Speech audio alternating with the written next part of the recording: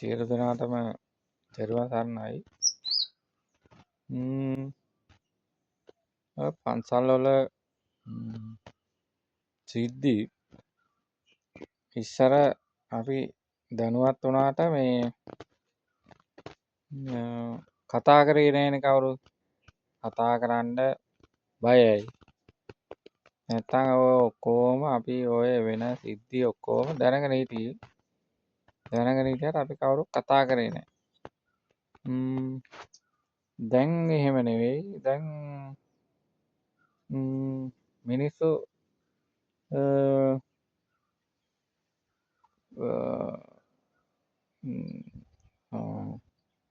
අලුත් වෙනකොට පන්සල ඇතුළට එනවා මිනිස්සු. ඉස්සර මං හිටියේ පිරිවෙනේ මේ දාන ගේනවා විතරයි, කවුරුත් එන්නේ නැහැ. පන්සලේ මොනවා හරි තියෙනකොට තීන්ත ගාන්නේ අපි, කොඩි දාන්නේ අපි, උදුරු ගාන්නේ අපි, තනකොළ කපන්නේ අපි, ඔක්කොම හැම දෙයක්ම අපි කරන්නේ. මිනිස්සු සාමාන්‍ය දායක වෙන්නේ දානේ වෙලාවට විතරයි. අපි ගෙවල් වලට යන්න ඕන, ගිහිල්ලා මිනිස්සුන්ට බාර දෙන්න ඕන. මේ දේවල් බාර ගන්න කියලා. ඔහොම යුගයන්නේ තිබුණේ. එතකොට මිනිස්සු පන්සලට එන්නේ නැති වෙනකොට ගොඩාක් හිට මිනිස්සු අර තමන්ගේ අවශ්‍යතාවය වෙනුවෙන් විතරයි මළගයක් වුණොත් ඇවිල්ලා කියනවා දාන ගෙනාවා. ගොඩාක් හිට දානෙත් තියලා යනවා මිනිස්සු. පූජාවක් තියන්නේ. ඔහොමනේ තිබුණේ නේද? එහෙම තිබිලා ඔය දැන් තමයි මිනිස්සු පන්සල් වලට ගොඩාක් ලෙන්ගත උනේ, සම්බන්ධ උනේ. මමත් අවුරුදු 30ක් සාසනේ හිටියා.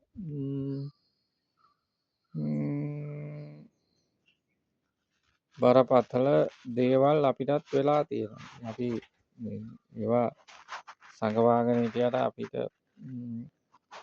උණු දේවල් පිරිවන් දෙයක ඉඳලා තියෙනවා.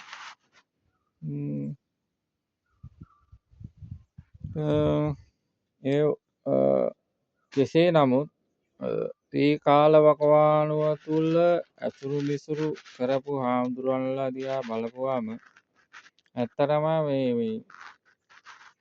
මේ ගිහි ජීවිතේ හොඳයි. ඇත්තටම අපි මේ මිනිසුන්ගෙන් කකා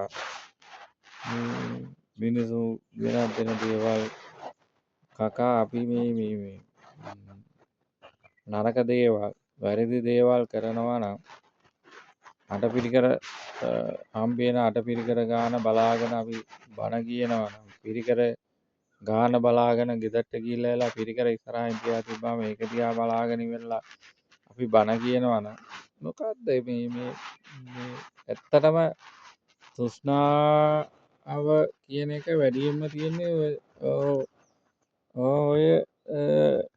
ඔය තුලත තමයි තියෙන්නේ. මිනිස්සු අතර එච්චර නෑ. මිනිස්සු තියෙන දේ දෙනවා. තෘෂ්ණාව වැඩියෙන් තියෙන්නේ ඔය අතර. අටපිරිකර කීයක් හම්බෙයිද අද? හම්බෙන පිරිකර දිහා බලන්න ගියාම පොඩි තුවායක්වත් තිබ්බොත් එහෙම මේ සුට්ටයි බණ කියන්නේ. ඒ වගේ අපෝ අර ගෙදරින් මේවයි දුන්නේ ආයෙ නම් ආන්දර වෙන පන්සලක ගියොත් මේ ආන්දරන්ට අබ්බයි. මොකක්ද ආන්දරෝ මේ බණට තුවායක් දුන්නේ මේ වෙන මේ මොකක් හරි ආයෙ නම් බණ කියන්නත් එපා ඔය ගෙවල් වල කියලා. ආයෙ ඔය වගේ දේවල් නේ තියෙන්නේ. ඇත්තටම ඕකනේ. මගේ අවුරුදු 30ක මහාන ජීවිතය තුළ මං ගොඩාක් සේවාවන් කරා. චෛත්‍ය හැදුවා. පන්සල් හැදුවා. පොඩි හාමුදුරුවෝ හැදුවා. හැබැයි විනයානුකූලව ලස්සනට අද දෙන්නේ ගුරුවරු විදියට සේවය කරන සන්තෝසයි. මේ මෙතනට මේ එන්න ඕනෑ මේ හාමුදුරුවෝ වෙච්චාම තෘෂ්ණාවෙන් අධිකව මම සිවුරැල්ල එනකොටත් ගෙනාව ලස්ස 26ක් 26ටත් මගෙත් එක්ක මහල්ලා හිටපු එක්කෙනෙක් ඇරියා. ලස්ස 26ටම ඇරියා. දැන් විටක් කන්නවත් සල්ලි නෑ ඔය ඉන්නේ අහර.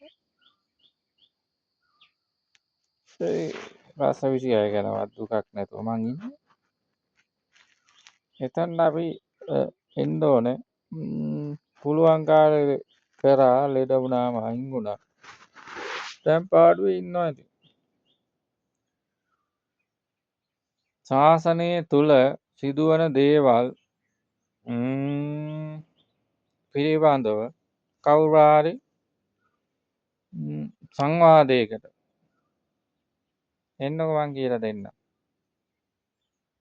නැතුව මේ වගේ මේ කියලා වෙලා මේවා බලපල්ලා. හැබැයි මට ලයික් කමෙන්ට් දාන්න ඕනේ නැහැ මේවා බලපල්ලා. බලලා හැදියල්ලා. අපි හැදුනාම ඉවරයි. අපි ශාසනය හදන්න යන්න ඕනේ නැහැ. ආඳුර හදන්න යන්න ඕනේ නැහැ. මොකවත් නැහැ. අපි ඇදිලා අපේ පාඩුවේ අපි අපේ වැඩක් කරගෙන හිටියා ඉවරයි. බණට පාන්සකූලේ ඒ ටික කරගන්න කවුරු හරි අවශ්‍යනේ. බුදුහාමුදුරුවෝ දේශනා කරානේ කාසාව කණ්ඩකයෙක් ගැන. ඉතින් ඒක නිසා වැඩි හිතන්නේ නැතුව අපි මේ විදිහට ජීවත් වුණා ඉවරයි. අපි අපේ දේවල් අපේ සිත් සකස් කරගෙන